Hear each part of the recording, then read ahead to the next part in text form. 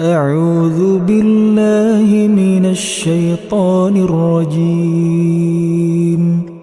بسم الله الرحمن الرحيم. الحمد لله الذي أنزل على عبده الكتاب ولم يجعل له عوجا قيما لينذر بأسا شديدا من لدنه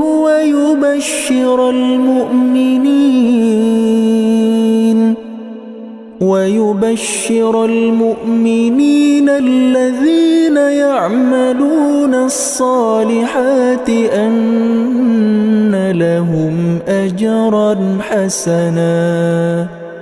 ماكثين فيه أبدا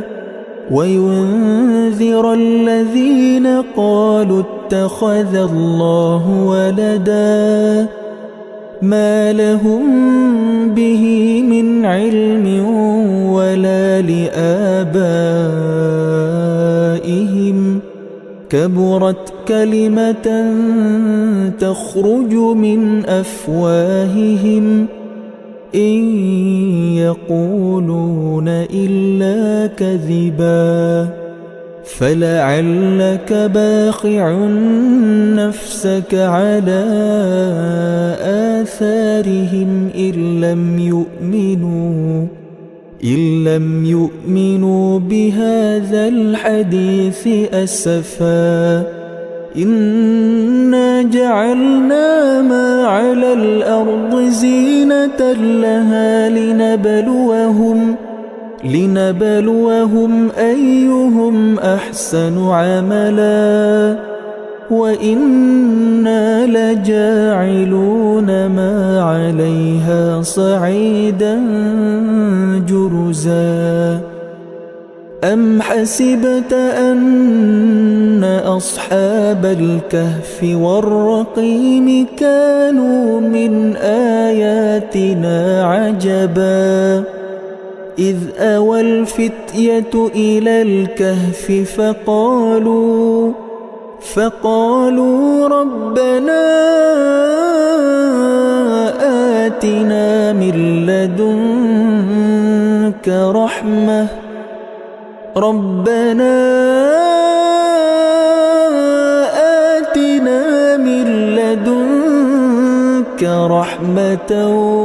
وهيئ لنا من أمرنا رشدا فضربنا على آذانهم في الكهف سنين عددا ثم بعثناهم لنعلم أي الحزبين أحصى لما لبثوا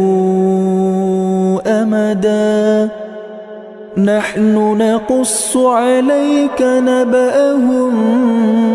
بالحق إنهم فتية آمنوا بربهم وزدناهم هدى وربطنا على قلوبهم إذ قاموا فقالوا ربنا رب السماوات والأرض لن ندعو من دونه إلها لقد قلنا إذا شططا هؤلاء قوم اتخذوا من دونه آلهة لولا يأتون عليهم بسلطان بين فمن أظلم ممن افترى على الله كذبا وإذ اعتزلتموهم وما يعبدون إلا الله فأووا إلى الكهف ينشر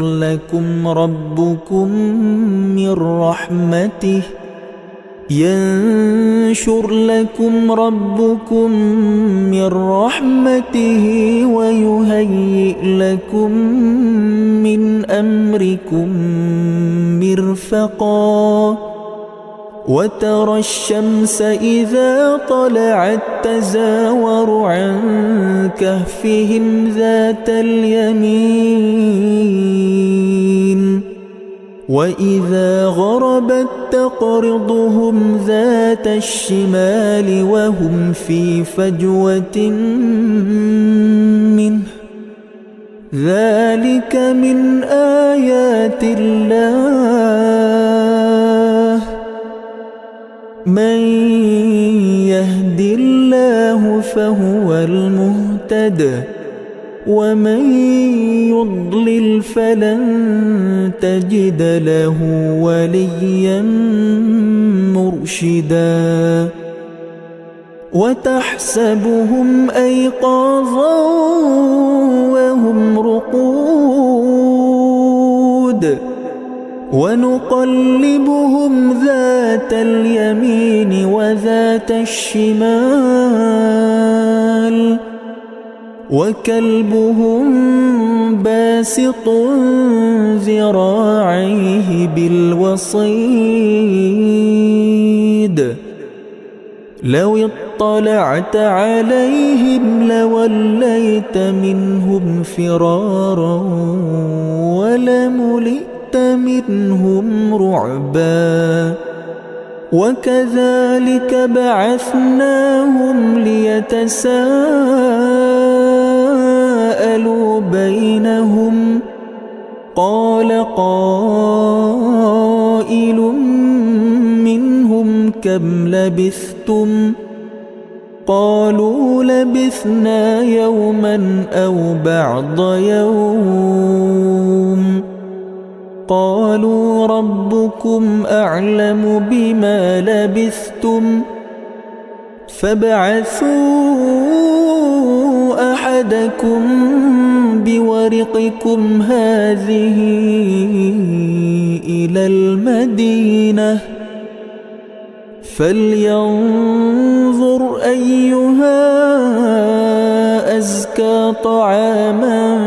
فليأتكم برزق منه وليتلطف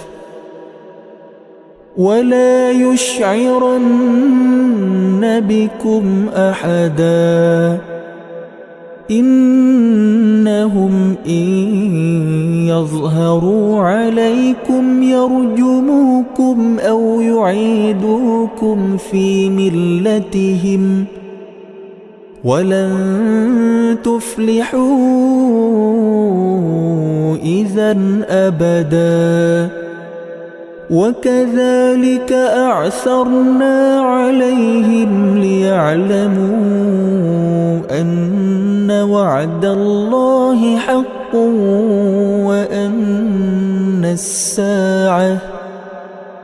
وأن الساعة لا ريب فيها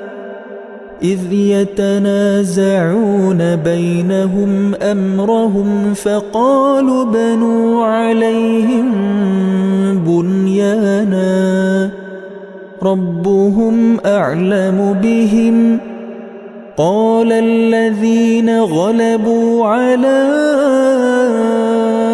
أمرهم لنتخذن عليهم مسجدا سيقولون ثلاثة رابعهم كلبهم ويقولون خمسة سادسهم كلبهم رجما بالغيب ويقولون سبعة وثامنهم كلبهم قل ربي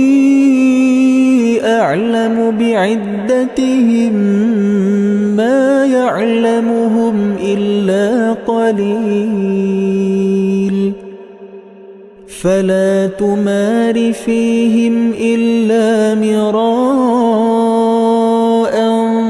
ظاهرا ولا تستفت فيهم منهم أحدا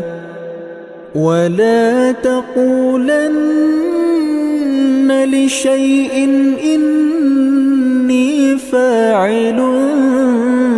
ذلك غدا إلا أن يشاء الله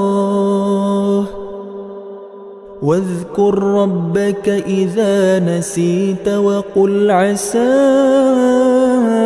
أن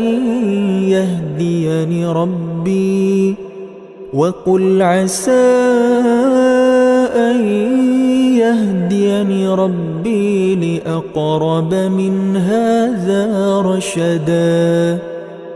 ولبثوا في كهفهم 300 سنين وازدادوا 9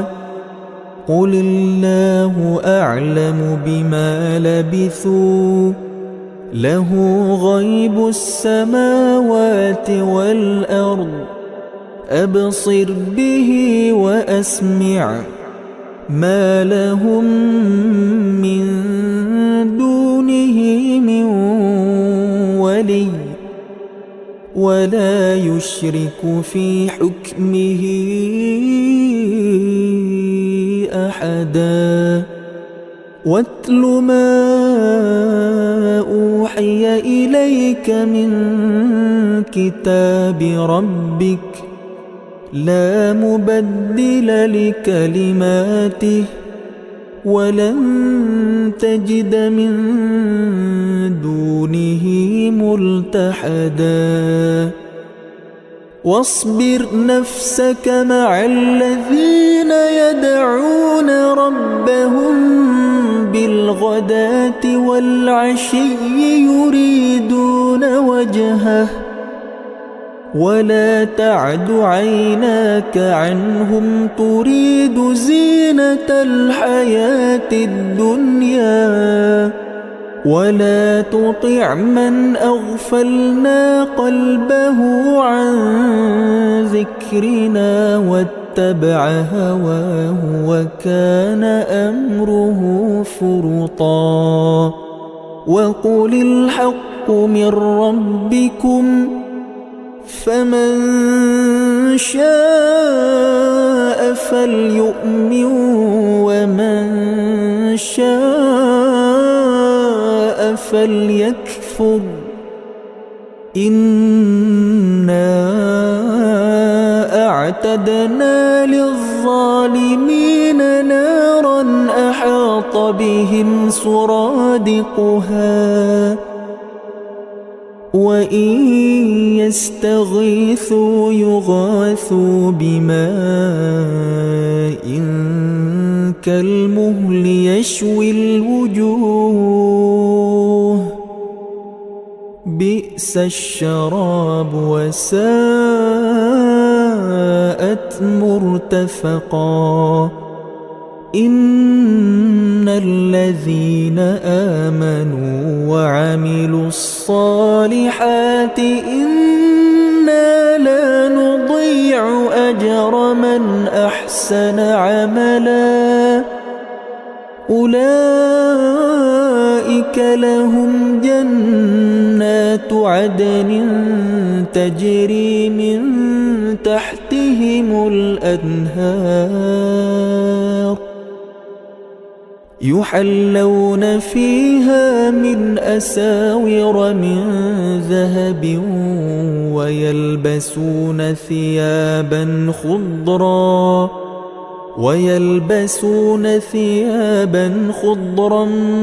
من سندس واستبرق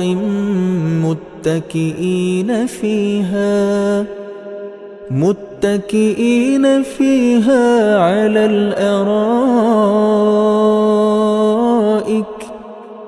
نعم الثواب وحسنت مرتفقا واضرب لهم مثل الرجلين جعلنا لأحدهما جنتين من أعناب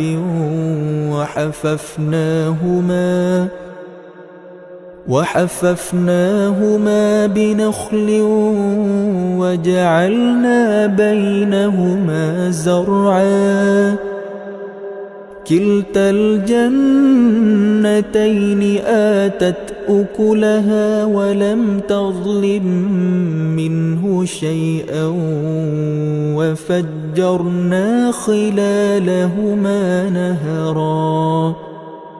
وكان له ثمر فقال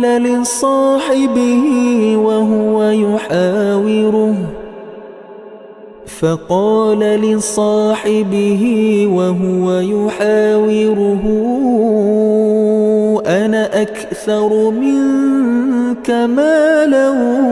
وأعز نفرا ودخل جنته وهو ظالم لنفسه قال ما أظن أن تبيد هذه أبدا وما أظن الساعة قائمة ولئن رددت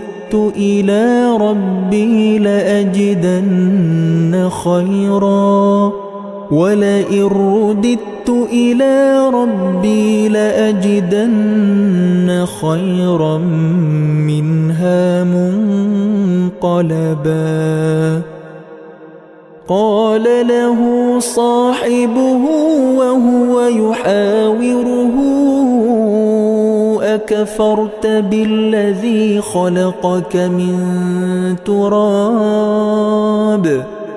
أكفرت بالذي خلقك من تراب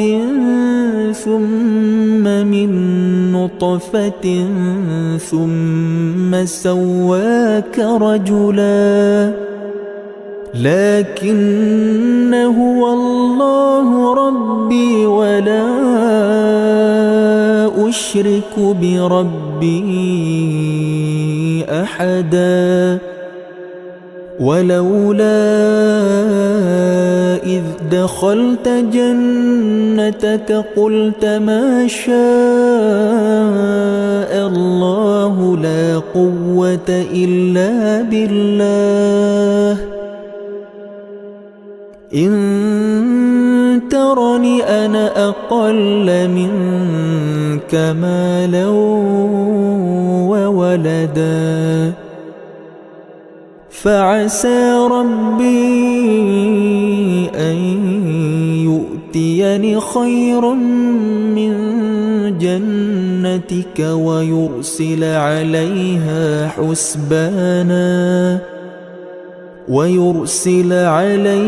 حسبانا من السماء فتصبح صعيدا زلقا أو يصبح ماؤها غورا فلن تستطيع له طلبا وأحيط بثمره فأصبح يقلب كفيه على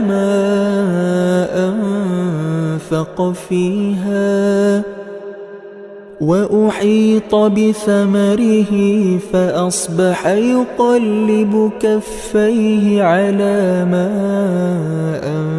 أنفق فيها وهي خاوية على عروشها ويقول يا ليتني لم أشرك بربي أحدا ولم تكن له فئة ينصرونه من دون الله وما كان منتصرا هنالك الولاية لله الحق هو خير ثوابا وخير عقبا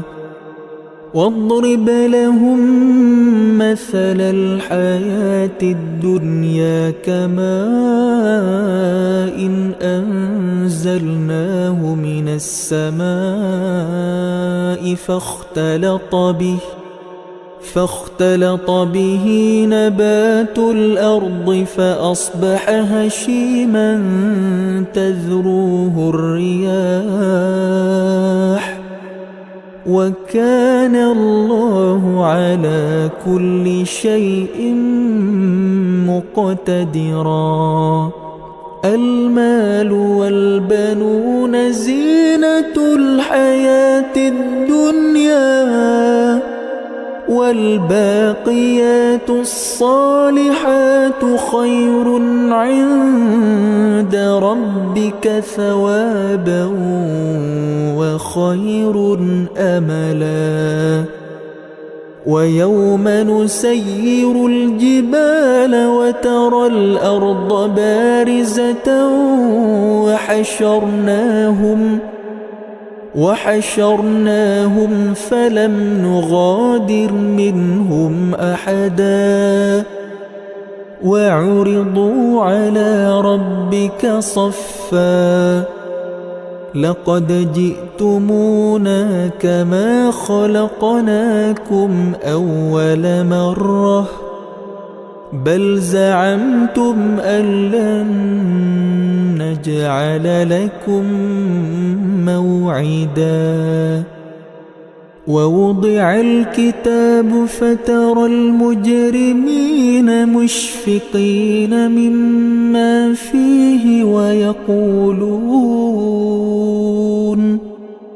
ويقولون يا ويلتنا ما لهذا الكتاب لا يغادر صغيرة ولا كبيرة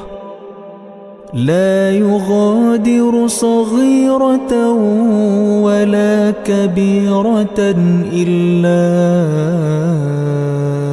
أحصاها ووجدوا ما عملوا حاضرا ولا يظلم ربك أحدا وإذ قلنا للملائكة اسجدوا لآدم فسجدوا إلا إبليس كان من الجن ففسق عن أمر ربه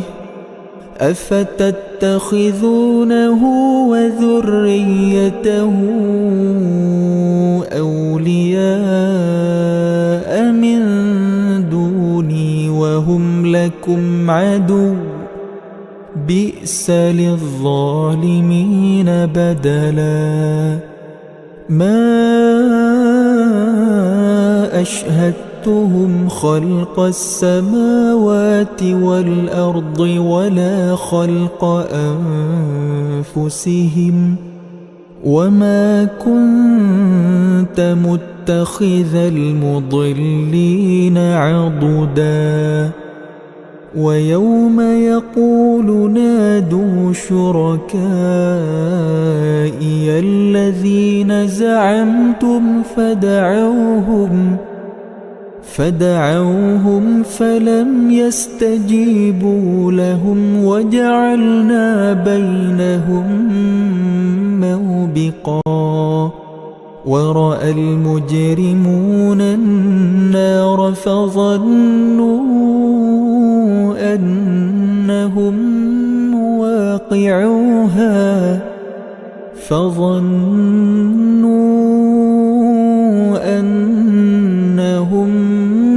مواقعوها ولم يجدوا عنها مصرفا ولقد صرفنا في هذا القرآن للناس من كل مثل وكان الإنسان أكثر شيء جدلا وما منع الناس أن يؤمنوا إذ جاءهم الهدى ويستغفروا ربهم إلا أن تأتيهم سنة الأولين أو يأتيهم العذاب قبلا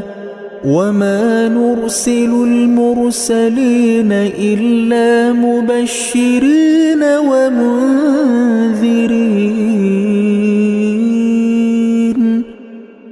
ويجادل الذين كفروا بالباطل ليدحضوا به الحق واتخذوا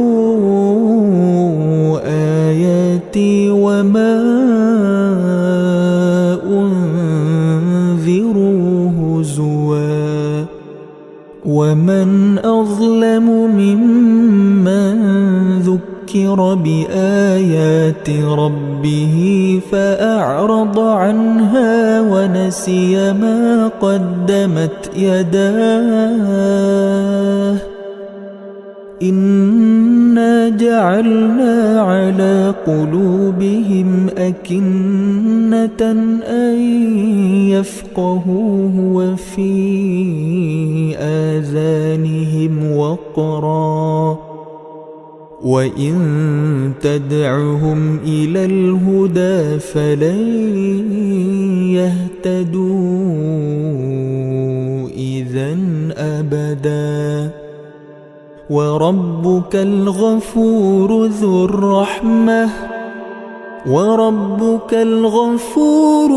الرحمة لو يؤاخذهم بما كسبوا لعجل لهم العذاب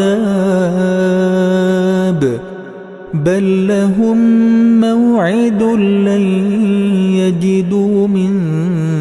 دونه موئلا وتلك القرى أهلكناهم لما ظلموا وجعلنا لمهلكهم موعدا وإذ قال موسى لفتاه لا أبرح حتى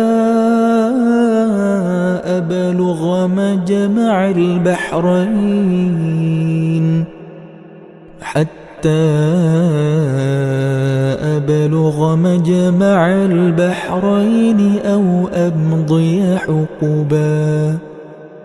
فلما بلغا مجمع بينهما نسيا حوتهما فاتخذ سبيله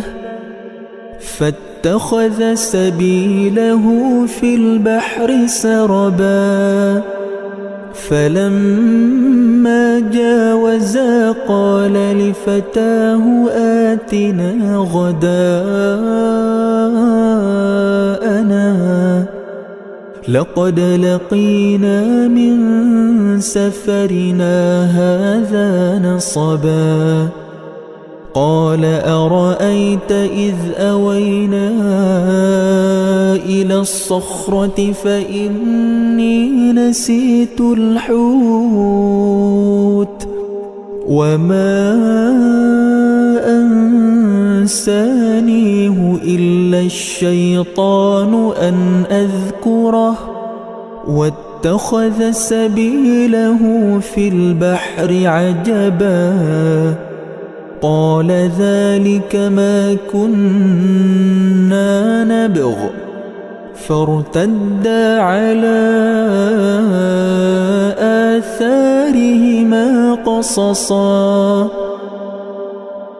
فوجدا عبدا من عبادنا آتيناه رحمة من عندنا وعلمناه من لدنا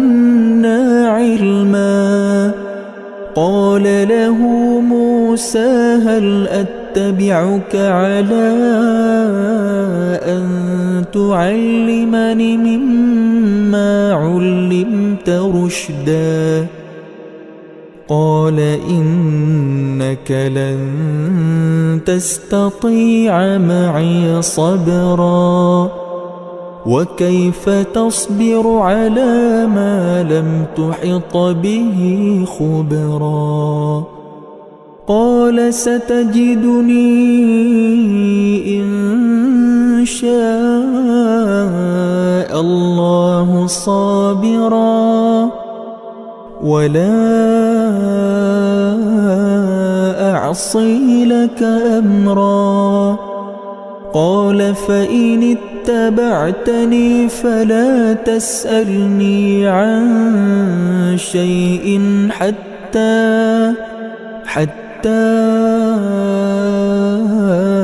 أحدث لك منه ذكرا فانطلقا حتى إذا ركبا في السفينة خرقها قال أخرقتها لتغرق أهلها لقد جئت شيئا إمرا قال ألم أقل لك إنك لن تستطيع معي صبرا قال لا تؤاخذني بما نسيت ولا ترهقني من أمري عسرا فانطلقا حتى إذا لقيا غلاما فقتله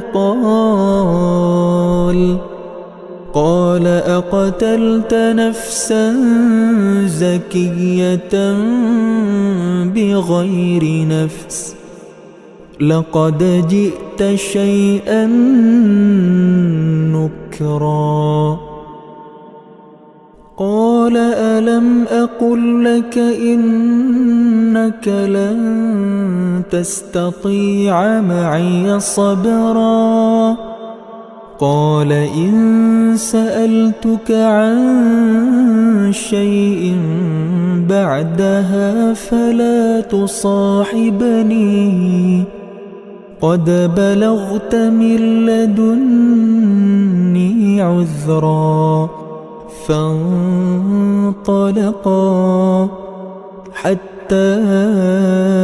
إذا أتيا أهل قرية استطعما أهلها فأبوا أن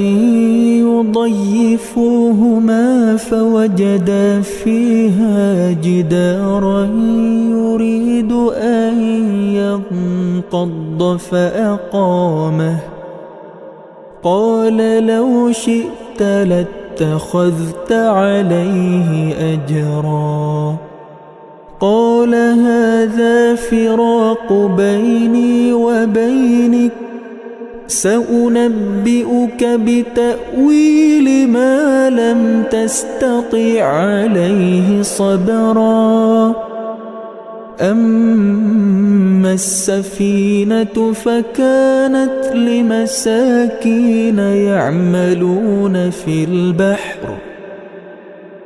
فكانت لمساكين يعملون في البحر فأردت أن أعيبها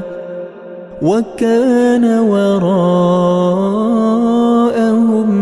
ملك يأخذ كل سفينة غصبا وأما الغلام فكان أبواه مؤمنين فخشينا أن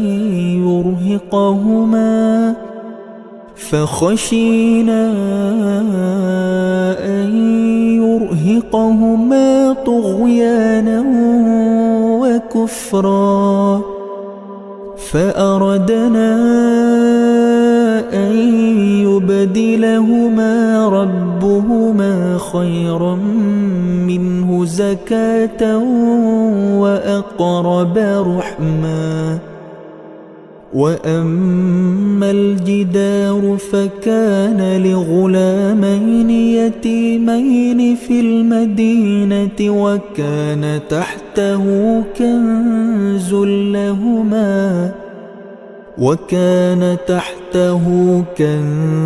لهما وكان أبوهما صالحا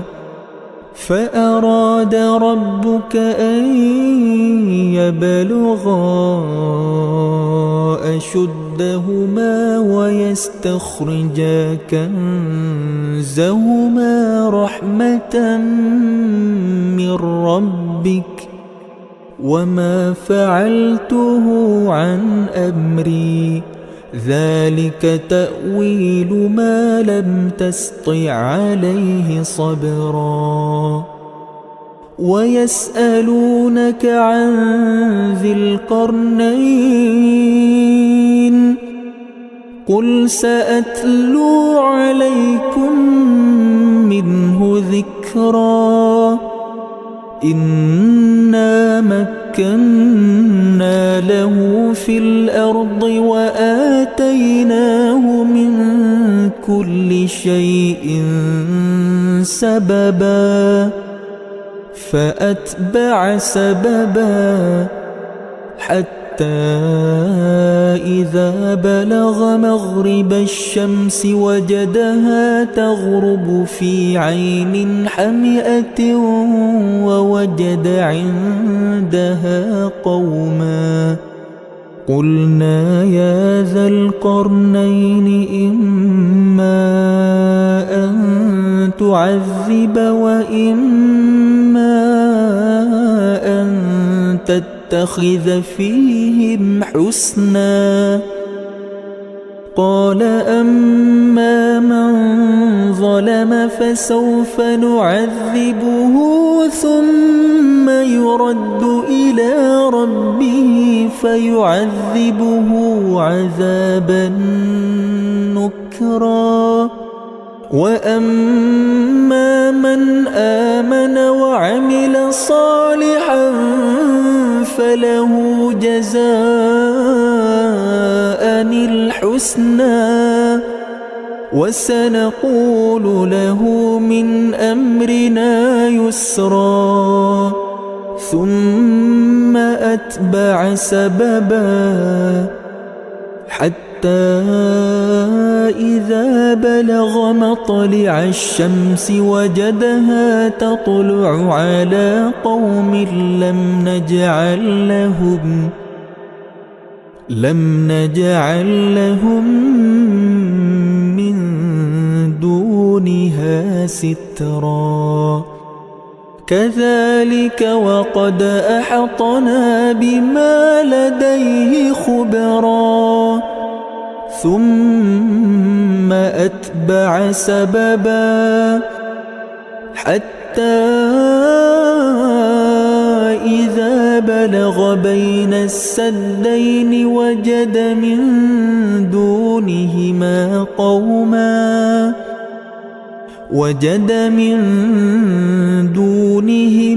قوما لا يكادون يفقهون قولا. قالوا يا ذا القرنين إن يأجوج ومأجوج مفسدون في الأرض فهل نجعل لك خرجا على أن تجعل بيننا وبينهم سدا. قال ما مكني فيه ربي خير فأعينوني بقوة أجعل بينكم وبينهم ردما. آتوني زبر الحديد حتى ساوى بين الصدفين قال انفخوا حتى إذا جعله نارا قال آتوني أفرغ عليه قطرا فما استطاعوا أن يظهروه وما استطاعوا له نقبا قال هذا رحمة من ربي فإذا جاء وعد ربي جعله دكاء وكان وعد ربي حقا وتركنا بعضهم يومئذ يموج في بعض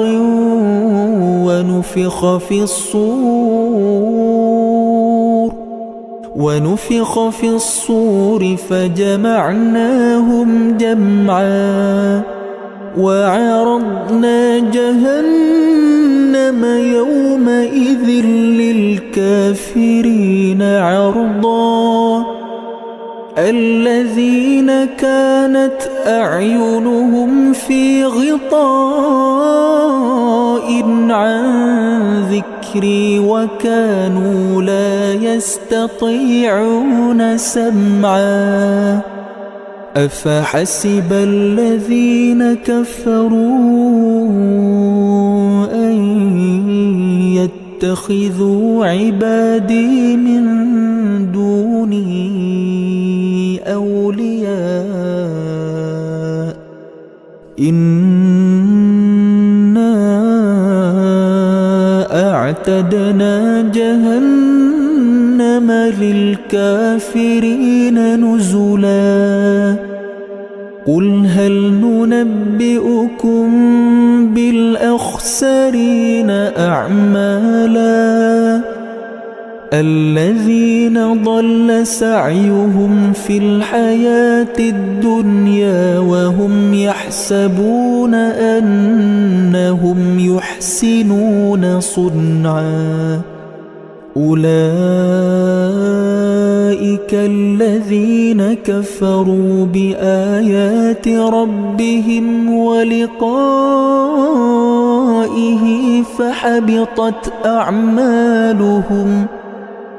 فحبطت أعمالهم فلا نقيم لهم يوم القيامة وزنا ذلك جزاؤهم جهنم بما كفروا واتخذوا آياتي ورسلي هزوا إن الذين آمنوا وعملوا الصالحات كانت لهم جنات الفردوس نزلا خالدين فيها لا يبغون عنها حولا قل لو كان البحر مدادا لكلمات ربي لنفد البحر قبل أن تنفد كلمات ربي ولو جئنا بمثله مددا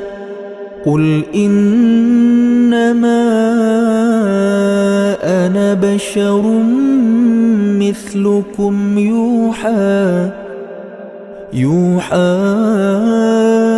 إلي أنما